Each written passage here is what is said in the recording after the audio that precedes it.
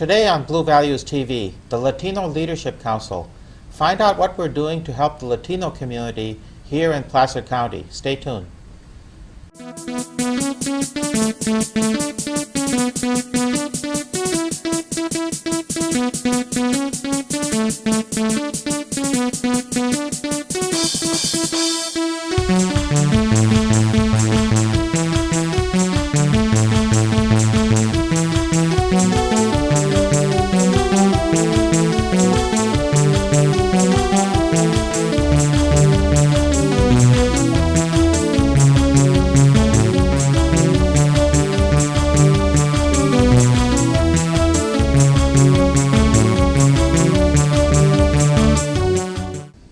Welcome to Blue Values TV.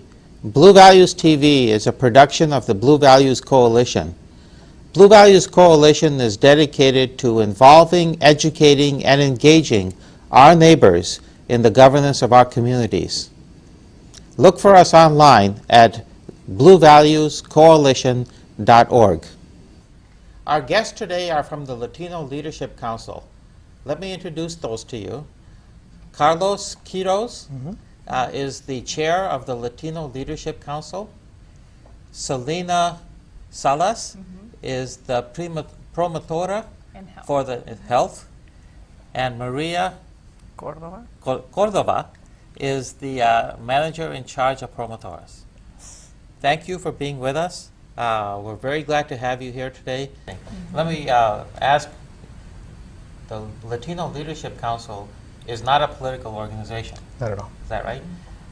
It's a 501c3 nonprofit organization, so contributions and donations are exempt. Yes. And people can donate through your website too, I assume? Absolutely. They go again to the main page there, latinoleadership.org, and probably throughout other places on the website as well, I'm sure. There's a link there to donate through PayPal. Right. And they can do that. They'll get a receipt for that, which is tax deductible. And yes, we don't get involved at all with advocacy for any kind of laws or candidates. We don't push for one law or the other, but whenever a law passes, that's where we kick in and start working for the community to understand what that law means and what the implications are, but not to advocate one way or the other. So you're just for trying to help out the members in the community? We work with the reality, what the reality is on the ground, and helping them navigate that reality, whatever that reality might be. And I give a lot of credit to Elisa Herrera. She's the director of the program. And when we started the program about 7 years ago, we had a very small number of Latinos in this organization. And so she came on board, and she's a grant writer. And that has helped tremendously, because... more funding. Exactly. So she's the grant writer, and it certainly helps to have a grant writer, in our organization. So, once she put it all together, and the board and the 501, and that has kept it going. And so people are finding out that, that the promotores and the board are really doing a very, very good job. People are now ready to fund us a little bit more, because I still say that when people, and one of the reasons that we started this was because somebody from the county asked me to put a group of Latinos together, was because they were not coming in. And so if they don't go into the agencies and get medical care and mental health and on, it creates a bigger problem. So that's how it all started. But like I'm saying, we couldn't do it without Elisa Herrera. Yeah. And how big is the organization today? How big is it? Well, we're that's difficult to put in, because there's really only a couple of employees. I think we have about 5 employees and a couple other as needed to provide like childcare at some of these events. That's like paid staff. Yeah. And then we have our board, which is made up currently of 5 board members as well. So it's small in that term. What we do a lot is collaboration with other organizations. You mentioned if anybody else wanted to become involved with the LLC, one of the ways we do that, we have a monthly meeting, just open community meeting where a lot of the organizations come in just to see what other organizations are doing, see how they can collaborate, and see perhaps what issues are affecting the Latino community. We have speakers at every meeting, mostly from the community, other organizations sharing what they're doing, and it's a great way to not only know more what the LLC is doing, how to get involved, but also build relationships with other agencies and groups. And when are these monthly meetings? There are the second Monday of the week. I'm sorry, the month, and you can see the latest schedule on the website as well. Okay, and do you have a fixed location where you have these, or? No, it varies. Okay. We often meet at Sutter Roseville, but however that changes. Okay, so the And- best thing is to look on the website. Absolutely. And if your organization would like to host one of these meetings, we're always looking for people to host them as well. It's a great introduction for your organization as well. Now, the promotoras that you have, are those mostly volunteers, or are they paid staff, or how does that work? No, they're paid staff. Paid staff. And so the number of promotoras that you have right now? would be 5. Five? Yeah, there's Okay. 5 of us. Excellent. And how many customers or families or individuals do you currently Do you work see? with? Oh, wow. It varies a lot. I think we're looking at it in the thousands a year. It's quite a bit. And a lot of them we see throughout time for different issues. Others we're fortunate enough to be able to help them out, and then they become not only self-reliant, but then they teach others as well. Right. It's great to see that happening. But yeah, it really depends on the service and And the needs Yeah, of the the needs. family, because there could be times where I get the referral, and I'm just going to meet one client, for example, at the hospital, and then the husband needs help, or the daughter needs therapy, is depressed, or needs school Mhm. help, So then, from having one referral that day, it could end up being a few more. So what you're telling me is really amazing. What you're saying is that with about 5 promotoras, okay, you're able to help thousands of families per year, or 1,000 families per year, with about 5 promotoras. yeah. Okay. Now, there's almost some biblical saying about how a small seed can do wondrous things, but this is that kind of an example. So if any of our viewers have an inkling that they want to be involved in something that can help a large number of people in the community, this sounds like it would be a perfect example of that. Yeah, and we're looking for everything. I mean, the way we reach so many people, we have the promotoras actually, obviously working on it, but then we also have other services. Like we have a nutritionist that's on contract, not on staff, not an employee, but he has nutrition classes. The great thing about this nutrition class is that unlike most of the nutrition classes that you'll find in is that it's very culturally appropriate. What we hear a lot is, yeah, I went, my doctor sent me to this nutrition class, and they were talking about about artichoke. I don't even know what an artichoke is. Or they telling me I can't eat my rice and beans. I'm dropping this. There's no way I'm going to do this, right? So this nutritionist comes in. The classes are obviously in Spanish, but he teaches them how to make traditional Latino meals in a healthier way. Now, it's really interesting. For example, I went to one of his classes just to observe, and he was teaching them how to make pozole, which is a traditional soup dish. But he started, okay, well, this is how you do it the typical way. Now, let's substitute this one ingredient, now it's healthier. Then let's substitute this other one, it's even. So it's a kind of a scale. And I was talking to one of the ladies, and she was telling me how great that class was, how she was making food for her family, and every week, that every time she made it, she would take another one of those bad ingredients and substitute it to see when they would notice. And it goes anything from just making a small change to making it all vegetarian, for example, and seeing that whole scale. And her family, she was so happy because her family wasn't complaining about it. They were liking it, even though she kept introducing these healthier elements to it. So it's the foods that they know, but in a healthier way. And we're seeing great results with that. And those kind of classes are also advertised on your site. Yes, and they're free to the community. And they're free to the Absolutely. community. And they get to go home with the recipes, and he teaches them there how to make the recipe. Oh yeah, he cooks. He Right on. cooks it, so you get to taste it. So when you go home, you know how it's going to taste and how it's going to be Yeah. cooked. That sounds like a lot of fun. Even It with one is. of our programs, we had a group with diabetes. And the same nutritionist not only brought them to the classes, but then he visits them at home, opens up the pantries, okay, this is the food that you have. Let's look at this can. Let's look at the ingredients and nutritional values. This is what you're looking for. This is what you need to avoid. Right. This is what you can make with what you have at home. And kind of taking them through that process as well, which is awesome. Fantastic. And I see about 8 to 15 to 20 women a week, because I've been doing women's groups for 18 years, you know, and so anyway, they come in and we talk about personal power, superación personal. And then I also have presentations. For example, today I had one of the promotoras come in and talk about the amount of sugar that drinks have and food has and things like that.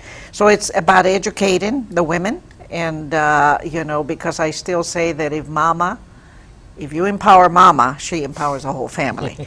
And so anyway. Always been the case. Exactly. And next week, I'm having a gentleman come from Sacramento that's going to be doing a presentation on, you know, relationships within the family and relationships at work. Right. So they're all excited about that, because it's all about teaching them to bring in awareness.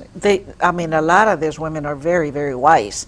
It's just, you know, making them aware that they already know, like you were talking about, you know, the food. I mean, they already know a lot about nopales and things like that. So it's just bringing awareness. Right. Yeah. Let's switch over to another thing that your organization does, and that's youth development.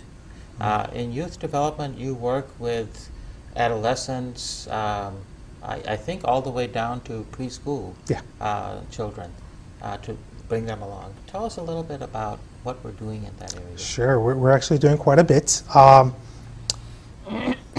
Let me take a step back and kind of put into context what the issues are. Okay. What we see a lot is because of language barriers, there's an over-reliance by parents on their kids to serve as translators and interpreters. Sadly, we see that a lot in healthcare. We see that a lot in personal finances. Whatever it might be, there's an over-reliance. So a couple things happen there. One, imagine a kid having to deal with difficult health issues about their parents, having to tell their parents that they have a deadly disease, for example, having to tell them, you know, cancer or something personal. It's putting a kid in a position that no kid should be in and that they're not mature enough to handle. Secondly, dealing with finances, dealing with everything else, you're putting the child as the almost a doorkeeper. You're putting the child in a position of power over the parents, because the child is the connection between the parent and the rest of the world. Right. You almost have this inverted pyramid of power, where the child is on top. Now imagine as a parent having to reprimand that child when that child is the one in power. The child's not going to take it. A kid gets a letter from school saying that they're in trouble for something. The parent can't read that letter. So the kid tells them, oh, it just says that there's a new cafeteria menu, whatever. They have too much power. So what that creates then is, in many kids, is inability to have that respect for authority figures, because they don't have it for the parents, because they have that power over the parents. If they have that disconnect with authority figures, that's going to translate to schools and your teachers. That's going to translate to law enforcement if you start getting into trouble, and it leads to a lot of issues that then we start seeing. The other element that we see with a lot of kids is that our culture is one that's heavily reliant on extended family and large support systems. It's not uncommon for there to be multiple generations living at home. It creates that extended family. When a family migrates to the U.S., they don't do so with their whole family. So that system of support is no longer there. So the kids naturally look for that system of support in other places, not always in the most positive places. So in that regard, we deal with a lot of kids who are at risk, who've been involved with gangs, for example, substance abuse, different things like that. Many of those that have a root in the issues that we just put forth. And we're working to try to kind of create a better example, put them in contact with different role models, with different ways of doing things, so they can actually get out of that system. Some of them, like I said, are in gangs. Some of them, we know that they're older siblings are in gangs, and we want to make sure that we're getting to them early and fixing that. We're also working on the other side of the equation with the parents. We offer the only parent project system in Spanish in this area. The parent project is a common curriculum, but it's always been offered in English. We offer it in Spanish. And what that does is it creates education for the parents, how to set boundaries, how to reprimand, how to deal with at-risk or troublesome youth. At the same time, while the parents are in that class, we have the teenage kids in another class working together on different things. We have the younger kids in another class working on arts and crafts, other positive things as well, to kind of have those experiences, have that connection. And not only are they learning, but then we're creating that extended family that we talked about, or at least a substitute for that extended family, because you're building connections with other parents and other families as well. So we work in that regard. We have our YEGA group, which is also a group that deals specifically with very at-risk Define youth. that a little bit. YEGA? Yeah. It's a youth empowerment group, and it's mostly teenagers. And it's led by two individuals who have been there. Let's put it that way. They've experienced those relationships, they've experienced those pressures, they've caved to them as well, but they've gotten out of them. So when the kid sits across the table from somebody who's more tattooed than they are, who can say, I did this, this, and that, but this is where it led me, consequence was. it becomes a lot better than somebody with a suit going in there and trying to tell them not to do something. Now, another program that you have going on is to help children that are even before school. A common situation that you're trying to address is that you have children that are born here and raised here, and so they're really more attuned to the culture here in this country, but their parents may not speak any English at all. Right. And so, and the community is large enough that often these kids don't really learn English that much before they go to school, because they can navigate everything in Spanish, Yes. which doesn't really help them a whole lot when they do get to school. What are you doing in those kind of areas? It's a tough area, but it's Very definitely tough. one that needs to be addressed. We are very adamant about the necessity to learn English in order to be able to succeed. Again, as we've mentioned, we don't want a stagnated community that keeps repeating the same mistakes over and over or gets stuck. We want to create a culture that that can succeed, and we view the ability to speak English as a key to that. Well, we view education as a key to that, but Right. you can't really take full advantage of education without first knowing the language. That's right. And what we've seen, unfortunately, in some areas is that the schools don't always operate as they should in providing those services. But rather than sitting around and complaining about how the schools are failing us, ultimately the responsibility falls on the parents Right. to do something about it. If the schools are not doing what they need to, we can sit around, complain, do everything we want. Ultimately, the kid still doesn't learn and has a difficult adulthood. So while the schools are getting their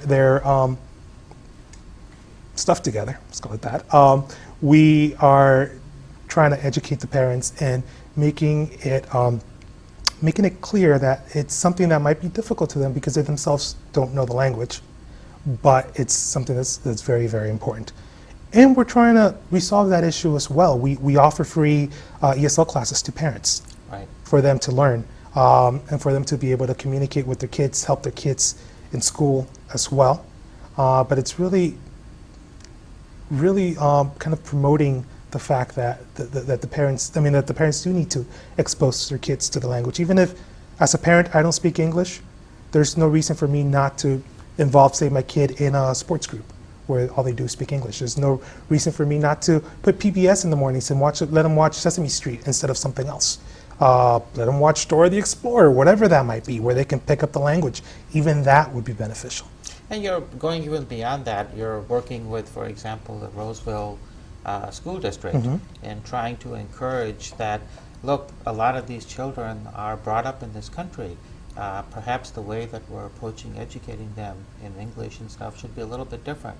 It's not just doing instruction in Spanish. Maybe you want to do more instruction in English in these cases. Right. So you've got a lot going on in trying to work on the education Yeah. of the children. Absolutely. And we encourage the parents a lot to volunteer at schools and Yeah. participate, go to the meetings, even if the meeting is just going to be held in English. If they're not going to have an interpreter there, then we usually go with the family members. Go with them and do that interpretation. Yeah, we always try to get somebody there, but at least so that what they're listening, we're also listening to, and if they Right. have questions later on, or just encourage them or be there as a support. Yeah. Yeah. And also as advocates, oftentimes a parent is called into a principal's office because of a disciplinary issue. The parent might not know the language. They might just defer to that authority and not advocate on behalf of the kid or think there's nothing they can do. Oftentimes the interpreter that the school provides is not there to help the parent, but rather advocate for the school rather than the family. Right. So oftentimes we are able to go with them and help them through those issues, help them present their side, help them advocate on behalf of their kids. Yeah. Also, we also offer therapy by licensed bilingual therapists, because sometimes the homes are so dysfunctional that it creates more dysfunctional and violence in the home. So we also offer that piece, the piece of therapy, so that we can kind of work things. And that's exactly what we also did with this couple. Right. Now, it may sound like we're trying to make everyone into the mold of the American culture, but that's not really the case, is it? Not at We're all. also maintaining the traditional culture that people have. How do you address that? Working in this society, living here, but maintaining culture that they started with. For me, because of my groups, it's about teaching them personal power. And once you have that personal power, you feel good about yourself, and the more things that you learn, the better you're going to feel about yourself. Driving, learning English, being a better parent, and all those things. Because the main thing is we want for them to succeed. Right. And I always say, you're in this country, and now we have to change some of the values. We embrace our love in the family, Right. The large families and things like that. So embracing those things that are healthy and trying to, grow, by being part of this system also. And keeping their culture at the same time. We know how important it is to keep the culture, and because we understand the culture. So in my case, I just teach or help them, again, understand the system and find their own voice, be in charge of their own health, and not have an interpreter be in charge or asking their questions, or their kids that unfortunately we've seen a case where a granddaughter had to tell the parents that her grandmother was very ill. So cases like that is where we want to encourage the client to take control of their own health, but at the same time, like Maria was saying, keep the culture, but understanding how everything works. And understand our culture. Like every other culture, we have great things, and some of those great things are intermingled with less great things. Case in point, machismo. Very prevalent amongst males in the Latino culture. It's oftentimes there's a lot of derogatory comments made about machismo, but the truth is machismo is a beautiful thing. Machismo is what makes the males in our family go to work every single day regardless of how they feel, which often leads to health problems, so that's another thing. It's that sense of responsibility, if I need to provide regardless of what happens, creates a great work ethic, a lot of things. At the same time, that machismo leads to domestic violence. It leads to not getting the health care that they need. It leads to a lot of negative things. So it's understanding the culture, identifying those things, embracing the good elements of that, and disposing of the bad. Pastor Dan, who's one of the people that works with our organization a lot, he has a lot of different groups in the community. One of them, Pastor Dan is where? Pastor Dan is in Lincoln, and one of the things that he does, he has a group of just male Latinos in their 20s, 30s, and above, not kids, but older males, and all he deals with are Latinos. And he has some great stories about family members, parents who never told their kids that they love them because there's a machismo thing. And he was, a few months ago, he was telling me the story about him working with his father and getting to the point where the father texted his kids, I love you. That's all he said. all of a sudden the kids start freaking out, calling mom, is dad dying? Is there something wrong with him? Is he sick? Because they were so unaccustomed to that. But it was important to make that connection. And that all is rooted in that machismo. There's familismo, which is great, is that power of the family. But at the same time, culturally, fatalismo, which tells us that if something bad's going to happen, it's going to happen regardless of what we do about it because it's God's will.